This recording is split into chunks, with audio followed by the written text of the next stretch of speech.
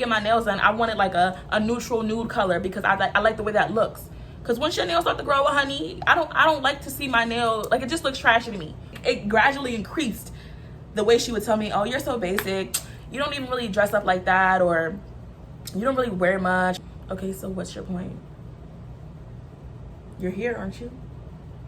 Going through this list now, I'm obviously picking up on, I can spit out examples of these things, but in that moment, I'm not thinking like, oh, this is a trait of narcissism. She's a narcissist. She's calling me basic. Eventually, in the moment, it started to hurt a little bit, because it's like, okay, I know you wear makeup all the time. I know you know how to do your makeup, and that's great, but just because I don't doesn't mean I'm not attractive or that I'm basic. Like, to call somebody basic one time, all right, but you making it a habit to call me that.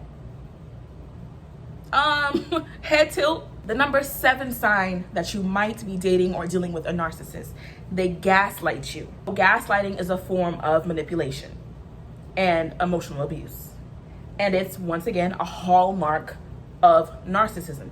Narcissists may spew blatant lies, falsely accuse others, spin the truth, and ultimately distort your reality. Their reality is already distorted.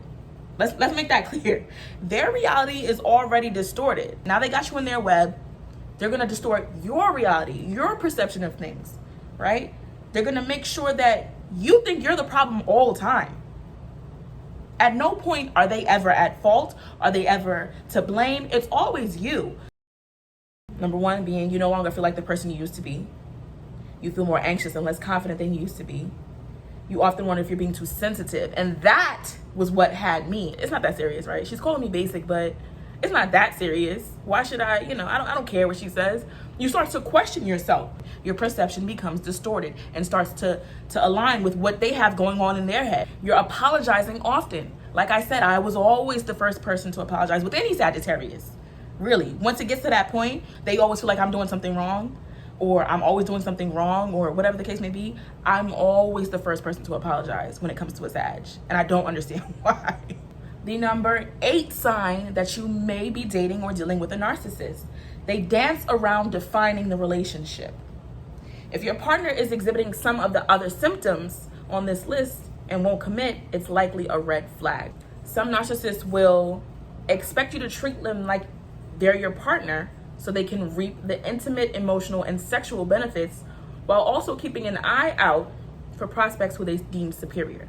Like I said, she wanted a relationship very early on. She wanted to establish, like, you're with me type of thing. All the while doing whatever she was doing, being with whoever she was being with, accidentally sending me things to ensure that I knew that she had options. You know what I mean? And that was the hugest red flag for me. The fact that you are kind of in a not so subtle way telling me, well, I have options, just in case you didn't know. There are other people that want me, but I want you. And it was annoying, more so than it was something that made me jealous. It invigorates them. It makes them feel powerful, because inside they feel small. Inside they're insecure. And we all have insecurities. We all have insecurities. But with narcissists, those insecurities are never checked, almost. And I'm no psychologist. I did not get my degree in psychology. So like I said, do not take everything that I say for fact or for law. Do your own research. But in my experience, with a narcissist, they have insecurities, yes, but those insecurities go unchecked for a long time. You know, if they're ever checked at all. You know what I mean? With a normal person, I'm using air quotes, whatever normal is, you have your insecurities and you're able to be like, well, you know, I'm this way because growing up I got teased about this, or I felt like this when this happened to me. You can say your insecurities out loud. And it's not that a narcissist can't do that, but it's almost like they don't want to address where that stems from. I'm gonna tell you right now, the thing about me is I will analyze everything. And I think that is maybe it's a bit of the Leo, because we're like investigators. We will find out anything. But also, definitely the Virgo rising. Virgos are very in their head. They're very mental. They're ruled by Mercury, right? And Mercury is the planet of communication. Mercury also rules Gemini, but Where Geminis are outward with their communication because Geminis love to talk, Virgos are inward. It's an internal, it's a mental communication. Our minds are always moving at 1,000 miles per minute. We're always thinking of something. And so I analyze everything, right? And so you tell me you have these insecurities, but you don't know where they stem from. So a huge part of the reason why I majored in psychology at first, because I'm like, I want to understand why people are the way that they are. What made you this way? What outside factors, what inside factors? Was it nature versus nurture? Like all of these things, I'm so intrigued by that stuff. You know what I mean? For someone to be like, I have insecurities, but I don't know where they stem from, or I don't really want to know where they stem from. I'm not working actively to figure out why I have these insecurities. That's so fucking weird to me. Honestly, I don't understand that. The number 9 sign that you might be dating or dealing with a narcissist. They think they're right about everything and they never apologize. Once again, I gotta go back to this. My experience with Sagittariuses they have this kind of victim mentality. Everything is everybody else's fault. And that's not for evolved Sagittariuses. If you're into astrology, you understand that you can evolve within your sign, I guess. I don't know how to really explain it. I'm not an astrologer. Once again, don't take everything I say for fact, but I do my research on things, right? So if you're an evolved Leo or an evolved Sagittarius or an evolved Virgo, there's a version of you that is able to realize that these are some of your flaws, right? But if you're unevolved, you don't see them as flaws. You don't see nothing wrong with yourself. And so maybe an unevolved Sagittarius is always a victim. Fighting with a narcissist feels impossible. There's no debating or compromising with a narcissist because they are always right. They won't necessarily see it as a disagreement, but they'll see it as just them teaching you some truth. I've had that experience with my ex-best friend. I grew up in a household with a Sag, head of household. My mother was a Sagittarius. So I know these patterns very well. I've seen it. And it's like, there is no winning with them. When they're ready to be cool with you again, they're ready to be cool with you again. And you just kind of have to accept, okay, we're good now. Okay. I think that Leos, and I was just telling my Neo this, we were having a conversation because we talk about astrology often. I was just telling her, I feel like Leos are the only people that will call a Sag out on their bullshit. And that's why we connect so instantly, but it's also why we can fall apart so horribly. Because it's like, yo, I get you, you get me. But all right, what you're doing that's not cool. Don't do that. And I guess for the evolved Sag, maybe it'll work. But for the unevolved one, hell no. I didn't do nothing wrong. I'm gonna wait till you apologize to me and then we'll be good again. Right? I'm gonna block you, but when you apologize, we're good again. If you're gonna block me, just block me. Please don't come back. In my situation, dealing with her, she never saw anything wrong with what she did or how she behaved. You're trying to set me off with the things that you do and say, and I'm not falling for it. And now you're mad. This is deja vu. I've dealt with this twice. Probably more than that, but I've dealt with this before. The number 10 sign that you might be dating or dealing with a narcissist. They panic when you try to break up with them. As soon as you back away, a narcissist will try that much harder to keep you in their lives. At first, they may love bomb you. Once again, they'll say all the right things just to make you come back, just to reel you back in, right? To make you think that they changed. And then soon enough, you realize they didn't really change. Same thing happened in my situation. There was an instance before I finally said, I've had enough. It was supposed to be over. Right? And I would tell her all the time, I hope you heal. Because I just felt like something wasn't right. I would literally be like, yo, I hope you heal from this, whatever. I hope you get to be your true self, whatever. I hope you heal from this. Because I really genuinely do want people to heal. That's not even some shit that I just be saying. No, whatever you're dealing with, I want you to heal from it. Literally was supposed to be blocking me, was supposed to be removing me from social media. She actually had gone through with removing me from social media. A few minutes later, oh, I saw this and I thought of you. They're not going to let you leave them that easily. Don't ever think a narcissist is going to let you just walk away from them. They're going to try every tactic in the book, every trick in the book to make sure they get you back under their spell. And if you fall for it, you're going to go through the same things with them again. You can't love them out of that narcissism. They need to be treated like it's a condition. It's a disorder. I think in my experience growing up with someone that exhibited behaviors of narcissism, I attract that. And there's a post I saw that was from a psychologist, right, on Instagram. It wasn't just from some random person, that said the reason that you attract narcissists is because you were probably raised by one. So you have this inexplicable attraction, not to the behavior, but to the idea that you can save them, to the idea that you can fix them, to the idea that you can love them past this disorder that they have, this condition that they have, and you cannot. They need help. They need to be treated. They need to see someone professional in order to work on that type of thing. There's nothing you can do as a normal person, as a normal functioning person, to save a narcissist, but to suggest that maybe they get help. I don't think I've attracted many narcissists in terms of romantic relationships. Aside from her, I think that I only maybe attracted one other person, and it was a guy. Based on this whole experience that I had, I literally went down a list in my head, like mentally, like, have I ever dealt with this before? Have I dealt with a narcissist before? And I can only come up with one other person. The situation with that other person it didn't last as long. It wasn't so intense. But I do think that person may have been a narcissist.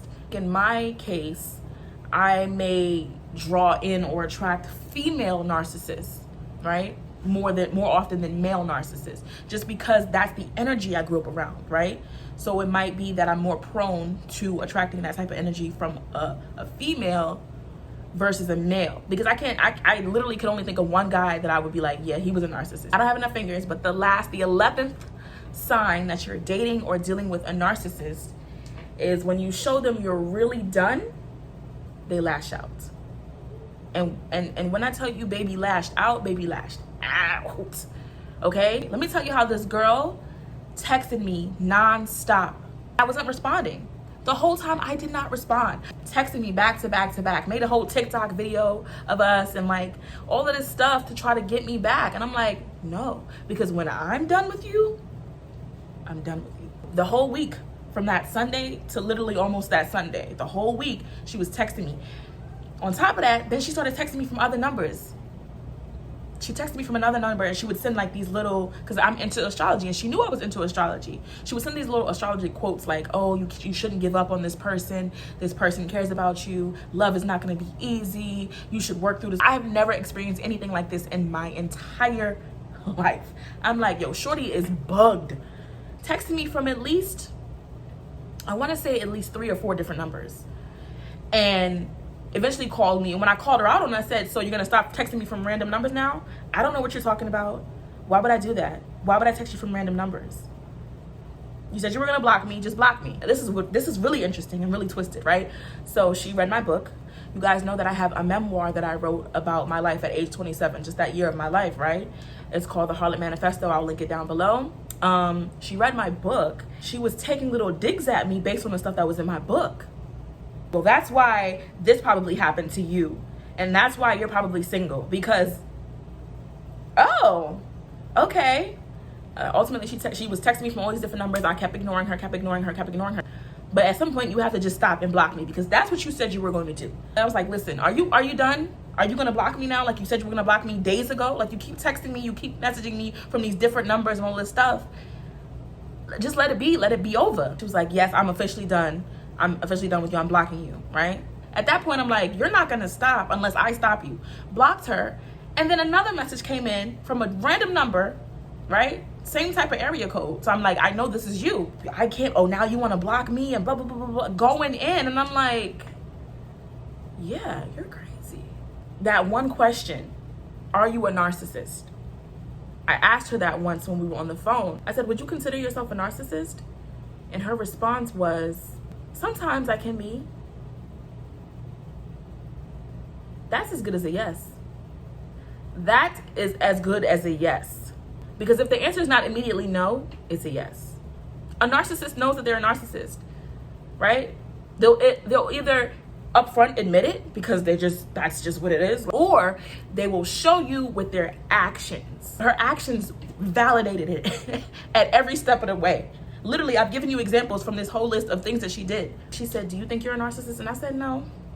I think I care too much about other people all the damn time.